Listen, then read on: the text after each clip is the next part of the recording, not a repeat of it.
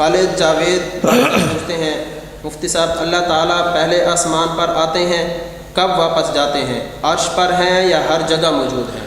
میرے بھائی، اللہ رب العزت جسم سے پاک ہے، ہوا موجود بلا مکان، وہ ہر جگہ ہے۔ اللہ جسم سے پاک ہے، کیفیات سے پاک ہے۔ یہ نہیں ہے کہ پہلے آسمان پہ ہیں، دوسرے پہ ہیں یا عرش پہ ہیں، جو یوں نہیں ہے۔ قرآن کریم بتاتا ہے وَلِلَّهِ الْمَشْرِقُ وَالْمَغْرِبُ فَأَيْنَمَا تُوَلُّوا فَثَمَّ وَجْهُ اللَّهِ۔ وہ مشرق ہو یا مغرب، تم جس طرف منہ کرو اس طرف منہ خدا کا ہے۔ قرآن کریم کہتا ہے جب رسول اللہ اور حضرت ابو بکر غار میں موجود تھے، حضرت ابو بکر کو اللہ کے رسول نے فرمایا لا تحزن ان اللہ معنا، پریشان نہ ہو ابو بکر، جیسے اللہ کی مدد اللہ میرے ساتھ ہے ویسے اللہ آپ کے ساتھ ہے، ہم دونوں کے ساتھ ہے۔ حضرت موسیٰ علیہ السلام بحر کلزم پہ ٹھہرے ہیں، فرماتے ہیں ان ربی معی، میرا اللہ میرے ساتھ ہے۔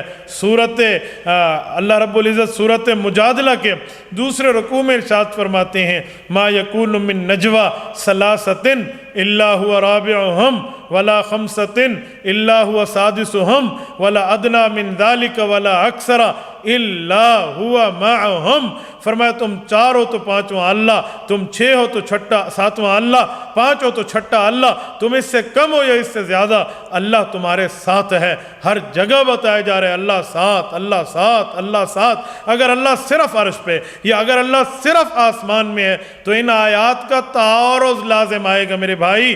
اسی وجہ سے اللہ جسم سے پاک، جسد سے پاک، کیفیات سے پاک۔ اللہ کی ذات ہر جگہ ہے، جہاں رب کی ذات وہاں رب کی صفات۔ اس لیے یہ کہنا 100% غلط ہے کہ اللہ صرف عرش پہ ہے۔ میرے بھائی عرش مخلوق ہے، رب خالق ہے۔ اگر مخلوق کے اوپر خالق سما جائے، وہ خالق کیسا جو صرف مخلوق پہ ہو؟ میرے بھائی جب عرش نہیں بنا تھا تو اللہ اس وقت بھی تھا، عرش ہے، اللہ اب بھی ہے۔ عرش فنا ہو سکتا ہے، اللہ پھر بھی رہے گا۔ تو جب عرش نہیں تھا تو اللہ کہاں تھا؟ آپ کہتے ہیں صرف عرش پہ ہے۔ جب آسمان نہیں تھے وَالسَّمَاءَ بَنَيْنَاهَا، جب آسمان بنے نہیں تھے اس سے پہلے اللہ کی ذات کہاں تھی؟ تو میرے بھائی اللہ ہر جگہ ہے، وہ زمین ہو تب، آسمان ہو تب، وہ آسمان سے مافوق ہو تب، وہ عرش ہو تب، ہر جگہ ہے۔ صرف الرحمن علی العرش استویٰ یہ آیت اٹھا کر کمانا کرنا کہ اللہ عرش پہ بیٹھا ہے، یہ غلط ہے۔ یہ استوا کا معنی بیٹھنے سے کرنا، جلسہ سے کرنا غلط ہے۔ امام بخاری رحمہ اللہ صحیح بخاری میں ارشاد فرماتے ہیں ای علی الارض، اللہ رب العزت عرش پہ غالب ہے۔ کسی چیز کا کسی پر غالب ہونا اس پر بیٹھے ہونے سے بات نہیں ہے۔ اللہ زمین پہ، آسمان پہ، ہر جگہ اور عرش پہ بھی غالب ہے۔ آپ کہیں گے رب تو آسمان پہ غالب، پھر اس کا کیوں نہیں کہا؟ اللہ زمین پہ غالب، پھر اس کا کیوں نہیں کہا؟ میرے بھائی زمین آسمان سے بڑھ کے عرش مخلوق ہے۔ عرش اتنی بڑی مخلوق ہے جو اس سے بڑی ہے، تو اللہ نے طاقت اور قوت کے اظہار کے لیے فرمایا زمین آسمان کیا، عرش بھی میرے غلبے میں ہے۔ تو اس کا معنی بیٹھنا نہیں ہے۔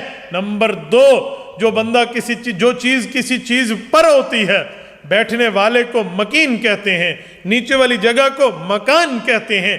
جو مکین ہے وہ اوپر ہے، جو مکان ہے وہ نیچے ہے۔ یہ اصول ہے کہ مکین مکان سے بڑا ہوتا ہے۔ یہ جگہ ہم سے بڑی، یہ مکان ہم مکین، ہم تبھی اس میں آئے۔ یہ کرسی اور صوفہ مجھ سے بڑا، یہ مکان میں اس کا مکین، میں تبھی اس پہ آیا۔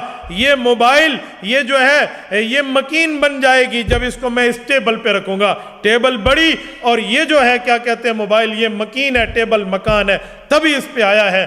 اگر نعوذ باللہ الیاذ باللہ استغفر اللہ صرف عرش پہ ہیں تو عرش مکان، رب کی ذات مکین بنے گی۔ پھر اللہ نعوذ باللہ چھوٹے ہیں تبھی تو عرش پہ آئے ہیں، جب اللہ تبھی عرش پہ آئے ہیں چھوٹے ہیں تو پھر عرش بڑا ہو جائے گا۔